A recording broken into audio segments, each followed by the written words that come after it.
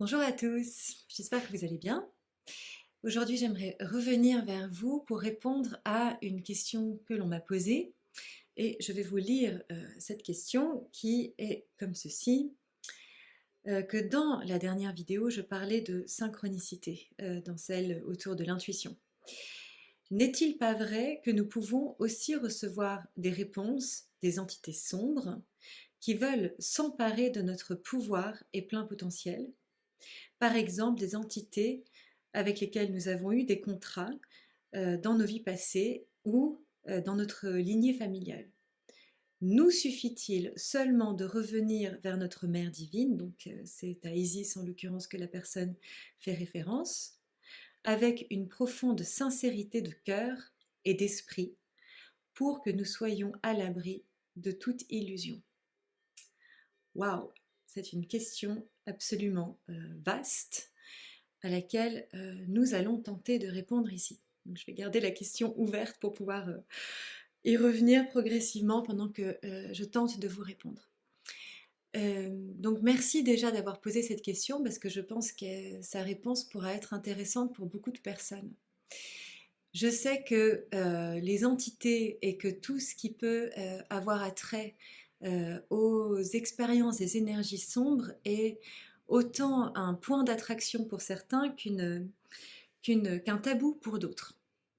Et que c'est quelque chose que je vais essayer d'aborder avec délicatesse ici, parce qu'on n'est pas du tout là pour effrayer qui que ce soit, et même j'aimerais qu'on puisse en parler avec euh, simplicité en réalité. Parce que je pense qu'on en fait vraiment toute une histoire et que c'est pas forcément nécessaire d'en faire toute une histoire, ni d'en avoir peur. Ce qui est venu à moi comme information et que j'ai trouvé très intéressante, et ce sont notamment des explications que Rudolf Steiner donne à tout ça, c'est que, mais pas que du tout Steiner, c'est que nous vivons dans un monde dans lequel il y a la polarité sombre et la polarité lumineuse. On va vous faire un dessin. Donc, il y a, si vous voulez bien, l'obscurité ici et la lumière qui est là. Donc ici, c'est l'ombre et c'est ce qu'on va appeler le principe luciférien. Et ici, ben, on a tout ce qui est lumière, mais aussi fausse lumière. Et qu'est-ce qu'on a au centre de tout ça? Ben, on a un axe, un trou noir. Ok. Donc nous, on vit dans un monde qui est encodé par ces principes d'ombre et ce principe de lumière. Et en fait, quand on vit notre monde en s'identifiant ou en vivant par le spectre de l'ombre et de la lumière qui font partie de l'illusion, eh bien en fait, nous mettons tous nos sens à l'extérieur de nous. Donc en fait, ça va faire de nous qu'on va vivre des vies en dents de scie, comme ça, genre un jour c'est super, un jour c'est nul, un jour c'est super, un jour c'est nul, et puis après comme ça, et puis on n'arrête pas, et puis on va en dents de scie. Et si tout d'un coup, bah, la vie, elle nous propose une expérience super, on se dit ah génial, j'aime trop la vie, et puis après tout d'un coup, il y a quelqu'un, il est méchant avec nous, et puis la vie c'est tout pourri, et on n'arrive plus à survivre. Et donc en fait, on a nos sens qui sont tout le temps tournés vers l'extérieur, à l'extérieur de nous.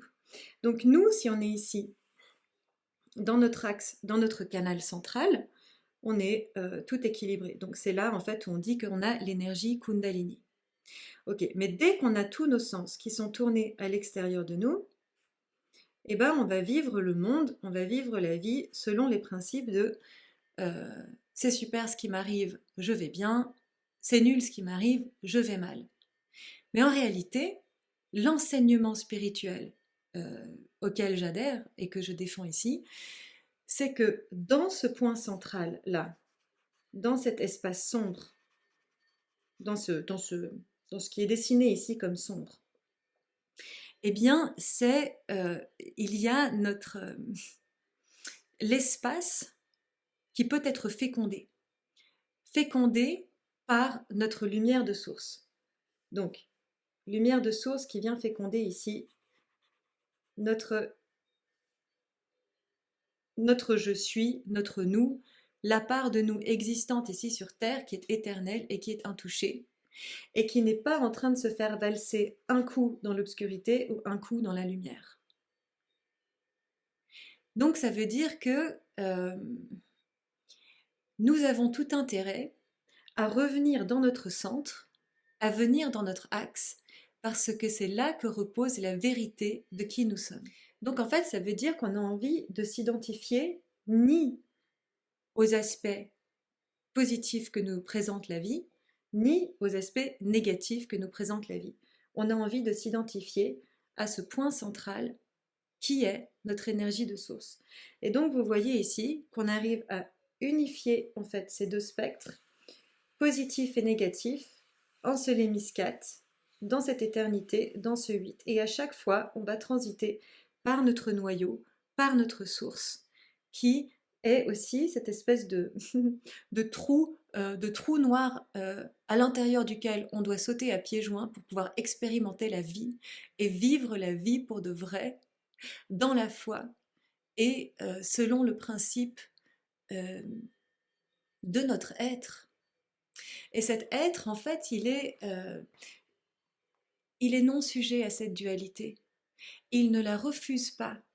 Notre être intérieur est d'accord d'être dans cette division, dans cette séparation, dans cette illusion. Il sait qu'il a choisi de venir vivre l'expérience dans cette division et dans cette séparation, mais il sait aussi qu'il est un être divin qui est venu vivre cette expérience et qui n'y est pas assujetti. Donc, c'est là toute la nuance. Donc, ici, quand on est dans l'obscurité, qu'on va être dans ce principe dit luciférien, par exemple, l'espace des anges déchus, eh bien, on va aussi trouver tout ce qu'on appelle reptilien, tout ce qui est ces énergies, ces entités sombres qui veulent s'emparer de notre pouvoir et de notre plein potentiel. Il faut comprendre que tous ces aspects font partie de cette maya et de cette illusion. C'est-à-dire que plus je vais me faire envahir par ces entités, plus je vais devoir retourner dans le noyau dur de mon entité essentielle, et plus l'étau se resserre. Plus j'en ai marre en fait de faire ces montagnes russes, plus l'étau va se resserrer pour que je puisse revenir véritablement dans ma source et dans mon axe, qui me font me rappeler de ma véritable origine et de ma véritable nature, où je n'ai plus de peur, où je ne suis plus en train de vaciller entre le bien et le mal constamment. En fait, je suis dans la plénitude de l'être que je suis. Vous voyez, c'est toute une autre fréquence. C'est une fréquence beaucoup plus élevée. Et donc, comme vous le savez, la Terre est en train de shifter sa fréquence vibratoire. Donc là, c'est la Terre, on va dire, je schématise à fond. On est dans la Terre qu'on va appeler, c'est le monde jusqu'à ce qu'on l'ait connu, comme on l'a connu, jusqu'à ce qu'en 1987, il y a eu cette grande convergence et qu'on a commencé à progresser vers un état vibratoire de la Terre plus haute. Donc la Terre, elle pousse ses limites, vibratoires depuis ce que certains vont nommer la 3D vers la 5D. Donc ici, on est dans la 5D. Et là, on est dans la 3D.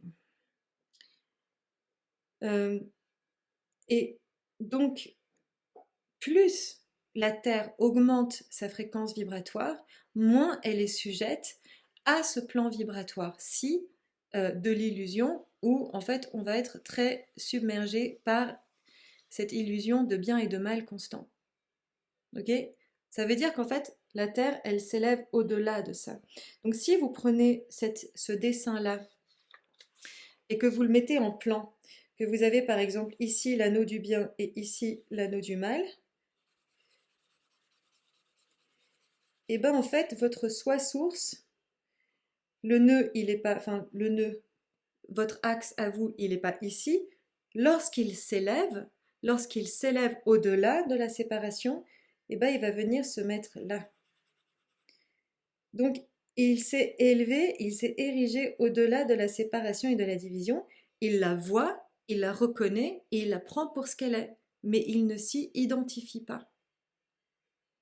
Il voit que ces principes-là sont faits pour resserrer l'étau autour de lui, pour qu'il puisse revenir à sa source, même dans la séparation et même dans la dualité, ce qui lui permet de muscler le muscle de son être pour redevenir toujours plus puissant à l'intérieur de lui.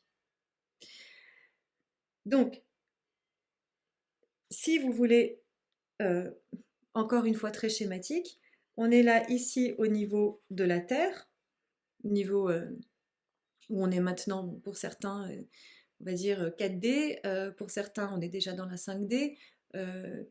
Moi je dirais qu'on est les deux, ça dépend à quel endroit on se place, il y a différents degrés. Et bien en fait, plus on augmente de fréquence vibratoire et qu'on arrive dans les dimensions plus élevées, on va dire ici la dimension de source, moins on est sujet à cet état de polarisation, parce qu'en fait on arrive à aller au-delà. Donc ici il y a le mal, ici il y a le bien. En fait, plus on monte dans les dimensions, moins on est sujet à cette division et à cette polarité. C'est comme ça que je le vois. D'autres le verront différemment. Je sais que certains parlent de subdivision entre les couches, en fait, que certaines qui seraient dans des multiples de 2 seraient dans une polarité et les autres dans une autre. Bon, bref, moi, je vois ça ici. Donc en fait, plus vous vous élevez à nouveau, plus vous arrivez vers la source et moins vous êtes dans ce champ de division. On sait qu'il existe, on sait qu'il a sa fonction, mais on ne s'y identifie plus du tout. Ici, quand on est là, on s'identifie au vaste champ de conscience et on s'unifie avec ce vaste champ de conscience qu'est la source. Donc ça veut dire aussi que ici, dans le niveau de la 3D ou même 4D, on est par exemple dans les lignes telluriques de la Terre. Elles sont très mal dessinées, mais enfin le quadrillage de la Terre qui est ici, qui est complètement en fait dézingué par endroits. Il est tout pété, tout cassé, parce qu'en fait il a été très abîmé par ces êtres-là, par les êtres qui fécondent ce monde-là, qui continuent à l'habiter et qui ont leur fonction. Et que, en fait, au niveau de la 5D, ben, on a un tissage vibratoire de la Terre qui est magnifique, qui est très grand, très beau, très puissant. Et nous, en tant qu'êtres de lumière, qui avons fait ce shift, qui se sont élevés déjà au-delà de cette polarité, ou qui tendent à s'élever au-dessus de cette polarité, ils vont, quand ils s'ancrent dans la Terre, s'ancrer dans les ondes telluriques de la Terre de cette 5D, qui est une fréquence vibratoire beaucoup plus élevée. Donc quand on vous dit, vas-y, va t'ancrer, t'es pas assez ancré, bah en fait, quand on vous dit ça et qu'on vous dit, va t'ancrer dans la 3D, 4D, bah, non, ça donne pas du tout envie. Qui a envie d'aller s'ancrer dans cette énergie dense-là? Bah, personne. Ou dans cette illusion et dans cette maya. On a envie de s'ancrer dans une fréquence vibratoire qui correspond mieux à notre état, en tout cas de source, qui est ici. Euh, on aimerait être ancré là-haut, mais en fait, on va déjà commencer par s'ancrer à un niveau vibratoire qui correspond à la planète sur laquelle nous vivons, à la planète Gaïa. Ok, donc cessons de vivre à travers le spectre de l'illusion, des sens, de tout ce que nous fait vivre le monde, mais connectons-nous à notre être source. Et donc quand cette personne me demande s'il suffit de revenir vers notre mère divine avec une profonde sincérité de cœur et d'esprit pour qu'on soit à l'abri de l'illusion, à quelque part, oui, c'est ce que ça veut dire. Sortir du monde de l'illusion, du conditionnement que nous propose le monde de la 3D, 4D, pour vivre et vibrer à travers le spectre de qui nous sommes, dans notre essence de source, dans notre soi christique, si l'on le veut, il faut bien l'appeler comme ça. Le soi christique qui, comme je vous l'ai expliqué dans maintes vidéos, est la part de Dieu qui est en nous, notre, notre, notre être de source. Et alors, bien que ces entités peuvent exister, ou existent, euh, et qu'il y a des forces qui habitent notre terre et notre monde qui ne sont pas toutes gentilles, euh, il serait intéressant de se poser la question de comment est-ce que ces forces euh, viennent teinter le monde dans lequel nous vivons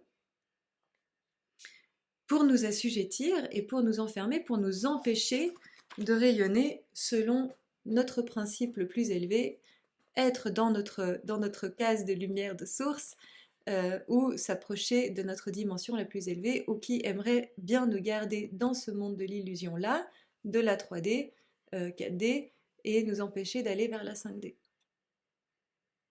C'est qui fait ça? Comment ça fonctionne? Comment est-ce qu'on essaye de nous assujettir et de nous enlever à notre principe souverain?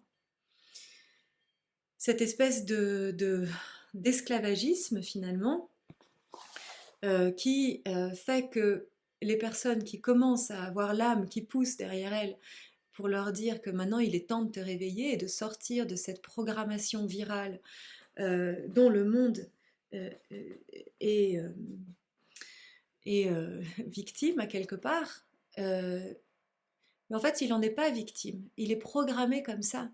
Il est programmé de cette manière pour que nous puissions avoir cet étau qui se resserre autour de nous, parce que vous savez, c'est sous la pression que le charbon devient diamant, que nous pouvons aller découvrir ce diamant qui est à l'intérieur de nous.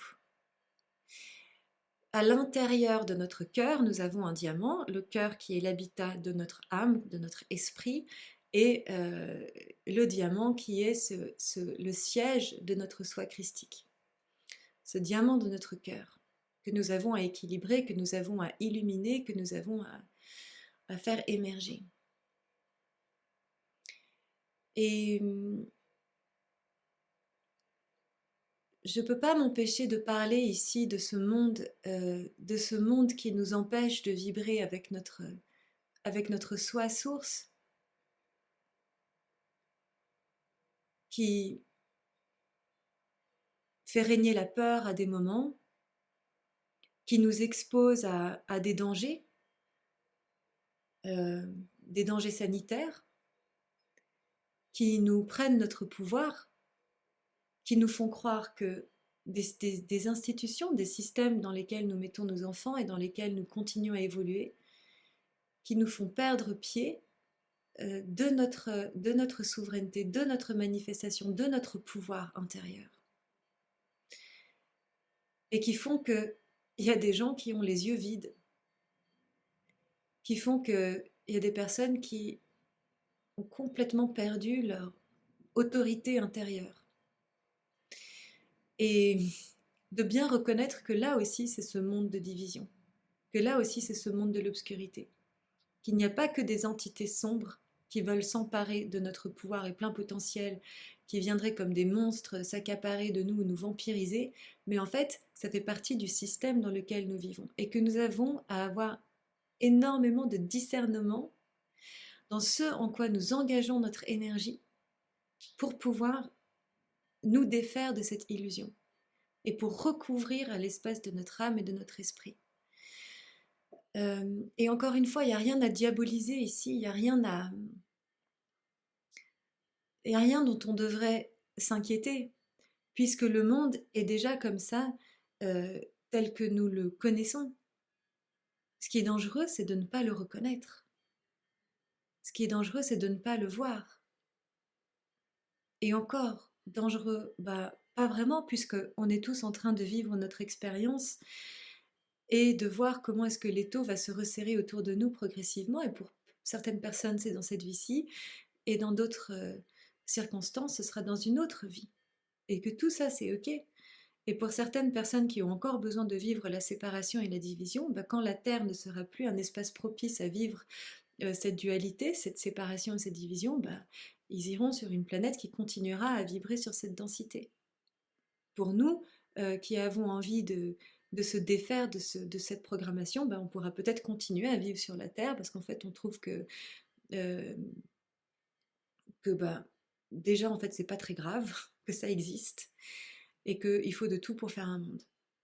Donc je ne veux pas dire que les reptiliens et que les entités sombres sont chouettes et agréables et sympas, mais que on est en tout cas plus dans l'ère à laquelle on va aller pratiquer de l'exorcisme et de dire Satan sort de ce corps et tenir la croix comme ça. Enfin, ça, il y a de quoi flipper avec ces trucs-là. Enfin, moi, ça me fait plus peur ces imageries d'exorcisme, de réciter des prières au nom du Seigneur. Satan sort de ce corps. Enfin, ouf, on se calme, quoi. Enfin, ça existe encore beaucoup, je vous assure. On n'a pas besoin de ça, on a besoin de reconnaître. On a besoin de reconnaître l'ombre là où elle est. On a besoin de reconnaître la fausse lumière là où elle est. On a besoin de reconnaître notre soi source, pour qui il est, notre vraie lumière, notre, notre origine, notre soi éternel. C'est ça avec quoi on doit se relier. Et le reste peut exister, c'est là, c'est ok. Et certains de ces aspects font même partie de nous. Ça aussi, c'est ok. Il y a des fois où on est pris par certains aspects à l'intérieur de nous, bah, ça fait partie aussi de notre humanité. J'aimerais vraiment qu'on descende un peu de toute cette, de tout ce perfectionnisme aussi spirituel à devoir être plus lumière pure que lumière pure. N'oublions pas que on est à un niveau ici, on n'est pas en train de vivre là. On a choisi de vivre l'expérience ici. Et donc de vivre dans ce spectre de séparation et de division à certains endroits, eh bien, ça va aussi faire partie de cette expérience humaine. Et lorsque certaines entités voudraient s'emparer de nous ou nous vampiriser, bah, on peut lui dire tout simplement que non, bah, déjà, t'as pas le droit, je suis souverain, et bah, t'es là, mais tu me fais pas peur. Si tout ça ne vous fait pas peur, il n'y a aucune raison que ça ne vous atteigne non plus. Et en ce qui concerne les contrats qu'on a pu faire avec, bah plus on monte en fréquence vibratoire, moins ce spectre de contrat va avoir d'importance. C'est-à-dire que plus on s'éloigne, plus on monte, plus on monte dans sa propre fréquence ici, euh, moins, moins la division, moins la dualité va avoir d'impact sur nous. Certaines lois qui font partie aussi de la 3D, 4D, comme les lois de cause à effet, loi du karma par exemple, la loi du karma qui est une loi de cause à effet, moins ça va avoir d'importance parce qu'en fait notre omniscience va prendre le dessus. Alors évidemment, ça peut toujours être intéressant d'aller travailler avec certains protocoles, de dire ben, je romps tous les vœux, contrats et croyances que j'ai pu faire avec l'ombre par le passé. Vous pouvez faire ça quand vous entrez en méditation, c'est possible. Donc voilà, c'est tout plein de trucs et astuces que vous pouvez faire si vous en avez envie. Mais sachez que de cultiver votre soi source, votre soi christique, outrepasse tout. S'il y a une seule chose à faire, c'est cultiver cette lumière, cet amour, cette abondance de source qui est en vous. Reconnaître l'ombre et la fausse lumière, certes, mais surtout de vous reconnaître vous, dans la lumière abondante que vous êtes. Voilà, j'espère que cette vidéo aura pu être une contribution et d'une certaine explication pour vous. Et je vous embrasse très très fort pour une prochaine vidéo. À bientôt!